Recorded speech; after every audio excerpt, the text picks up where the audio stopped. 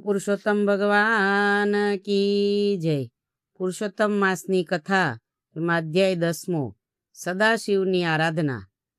નારદજીએ પૂછ્યું કે હે નારાયણ, મહર્ષિ દુર્વાસાએ મેઘાવતીને શો ઉપદેશ બતાવ્યો તે અમને કહો। સૂત પુરાણી બોલ્યા કે હે મુનિવરો, દુર્વાસાએ મેઘાવતીને કહ્યું, હે સુભગે, તારા દુઃખના નિવારણનો એક જ માર્ગ છે, તે એ કે આજથી ત્રીજો માસ અધિક માસ ગણાય છે। આ પરમ પાવન માસમાં જે કોઈ ધર્મ કર્મ કરવામાં આવે છે તેનું અનેક ગણું ફળ મળે છે। ગમે તેવી હત્યામાંથી પણ તેને મુક્તિ મળે છે। આ માસનું વ્રત કરનારના સર્વ મનોરથો સિદ્ધ થાય છે। એક વેળા હું રાજા અંબરીશ પર ક્રોધે ભરાયો અને તેને બાળી નાખવા મેં જ્વાળા ઉત્પન્ન કરી, પરંતુ તે વેળા અંબરીશે શ્રી કૃષ્ણનું સ્મરણ કર્યું, તેથી ભગવાનને તેનું રક્ષણ કરવા માટે સુદર્શન ચક્ર મોકલ્યું। આ ચક્ર મારી પાછળ પડ્યું, તેમાંથી છૂટવા મેં પુરુષોત્તમ માસનું વ્રત કર્યું। આ વ્રત કરવાથી મારો છુટકારો થયો। દુર્વાસાના વચનો સાંભળી મેઘાવતી બોલી કે મહર્ષિ, આ પૃથ્વી ઉપર શિવ, પાર્વતી, ગણપતિ અને સૂર્ય જેવા સાક્ષાત દેવો છે, તો શું તેઓ આપણી ઈચ્છા પૂરી કરી શકતા નથી? આપ બધા માસોમાં પુરુષોત્તમ માસને શ્રેષ્ઠ કહો છો, તેથી મને નવાઈ લાગે છે। હું તો સર્વદેવોમાં પણ ભગવાન શંકરને જ મહાદેવ માનું છું, પરંતુ આપ તો મળમાસના જ વખાણ કરો છો, તેથી મને નવાઈ લાગે છે। મેઘાવતીના શબ્દો સાંભળતા દુર્વાસા મુનિની આંખો ક્રોધથી લાલચોળ બની ગઈ। પોતાના મિત્રની નિરાધાર પુત્રી ઉપર ક્રોધ કરવો તેમને ઉચિત લાગ્યો નહીં, તેથી તેમણે શાપ ન આપ્યો અને મેઘાવતીને બાળક બુદ્ધિ જાણી જવા દીધી। છતાં તેમણે કહ્યું, પુત્રી, તે પુરુષોત્તમ માસનો અનાદર કર્યો છે, તેનું ફળ આવતા જન્મે પણ તારે ભોગવવું પડશે। આટલું કહેતામાં મેઘાવતી નિસ્તેજ બની ગઈ, તેને અપાર પસ્તાવો થયો। તેમ છતાં તેને શીઘ્ર ફળ આપનાર ભગવાન સદાશિવની આરાધના કરવાનો નિર્ધાર કર્યો। બોલો પુરુષોત્તમ ભગવાન કી જય। આપણે અધ્યાય સાંભળ્યો, હવે એની વાર્તા સાંભળશું। 5 શેર દાણા અને 25 શેર કાકરા। એક ગામમાં 2 પડોસણો રહે, એક સુતારણ અને એક સોનારણ। એવામાં પુરુષોત્તમ માસ આવ્યો। સુતારણ કહે, બેન, કાલથી અધિક માસ બેસે છે, તમે વ્રત કરશો ને? સોનારણે દેખાદેખીમાં હા પાડી, પણ બ્રાહ્મણને 30 દિવસ દક્ષિણા આપવી પડે એ વાત એના મનમાં સૂળની પેઠે ખટકી। સોનારણ ચાલાક હતી, એણે યુક્તિ શોધી કાઢી। 5 શેર દાણામાં 25 શેર કાકરા ભેળવ્યા અને શેર શેરની પોટલીઓ વાળી। સુતારણ અને સોનારણ હંમેશા નદીએ જાય, નાય ધુવે, ખેતર ખેડી, કથા વાર્તા સાંભળે અને બ્રાહ્મણને આગળ દાન મૂકે। સુતારણ બાપડી મીણીના મુઠ્ઠી દાણા મૂકે અને સોનારણ શેર દાણા મૂકે।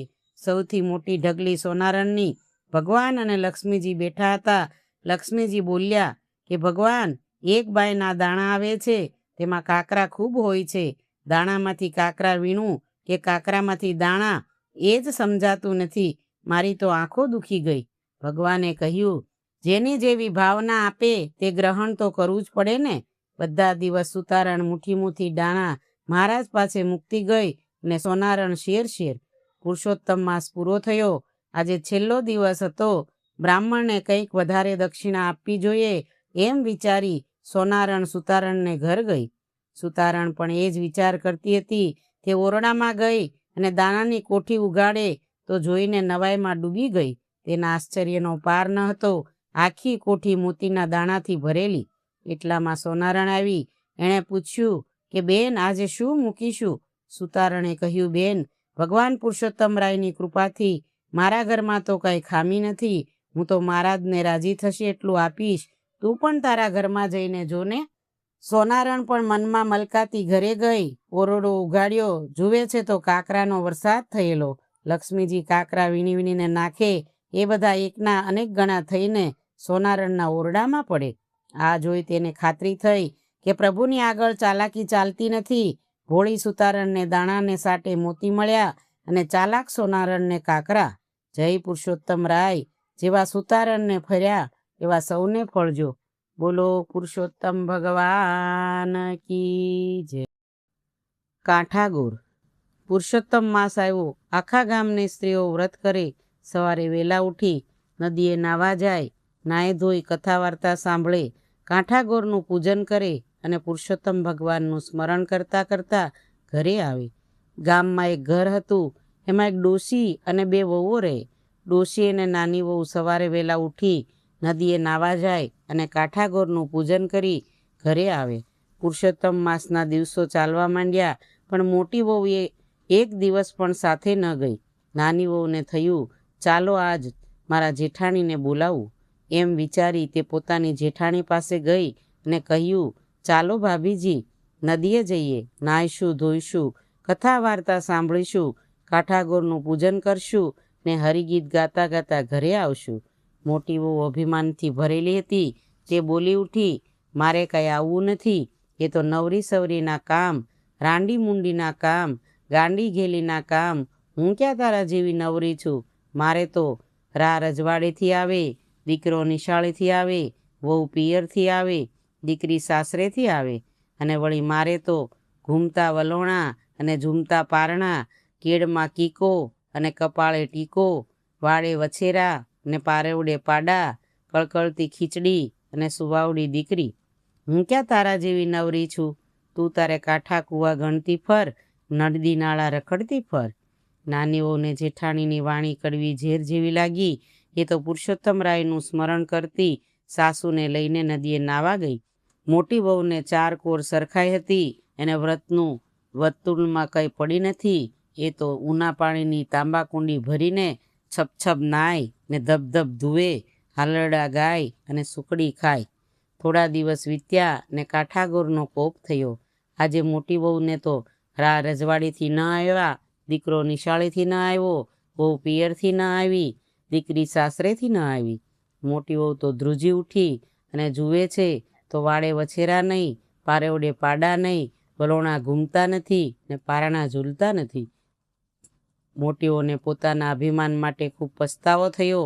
એ તો સવારે વહેલા ઉઠીને દેરાણી પાસે ગઈ, સાસુજીને પગે લાગી અને વિગતથી વાત કરીને કહ્યું કે મારું તો ધનોત નીકળી ગયું, હવે હું શું કરું? સાસુએ મોટી વહુને ધીરજ આપી અને કહ્યું કે વહુ, એ તો કાંઠાગોરનો શાપ લાગ્યો છે. તું કાંઠાગોરનું વ્રત કર. ગોરમાં બહુ દયાળુ છે, એમની કૃપાથી સૌ સારાવાના થશે. મોટી વહુને કહેવાનું માન્યું અને ઝટ દઈને ઉઠી છાબડીમાં ફૂલ ને દાબડીમાં કંકુ લીધા, ધૂપ અને દૂપ લીધા, શ્રીફળને સોપારી લીધા, કળશને કંકાવટી લીધા અને ખભે ચૂંદડી નાખી નદીએ નાવા નીકળી. મોટી વહુએ તો નાહી ધોઈ કથા વાર્તા સાંભળી, કાંઠાગોરનું પૂજન કર્યું અને ગીત ગાતી ગાતી ઘરે આવી. ને ઘરે આવીને જુએ છે તો જેમનું તેમ પહેલાં હતું એમ હેમખેમ થયું. મોટી વહુને તો કાંઠાગોર ફળ્યા. તે દિવસથી તેણે નેમ લીધું કે જીવીશ ત્યાં સુધી કાંઠાગોરનું વ્રત કરીશ અને ખરા ભાવથી કરીશ. આખો પુરુષોત્તમ માસ નદીએ નાહીશ ને હરિભજન ગાઈશ. થોડા સમયમાં તો જેઠાણીનું ઘર ભર્યું ભાદરું થઈ ગયું. જય ગોરમાં. જેવા મોટી વહુને રૂઠ્યા હતા એવા કોઈને રૂઠશો નહીં. જેવા મોટી વહુને ફળ્યા એવા સૌને ફળજો. પુરુષોત્તમ ભગવાન કી જય. કૃષ્ણ કનૈયા લાલ કી જય. વિષ્ણુ ભગવાન કી જય.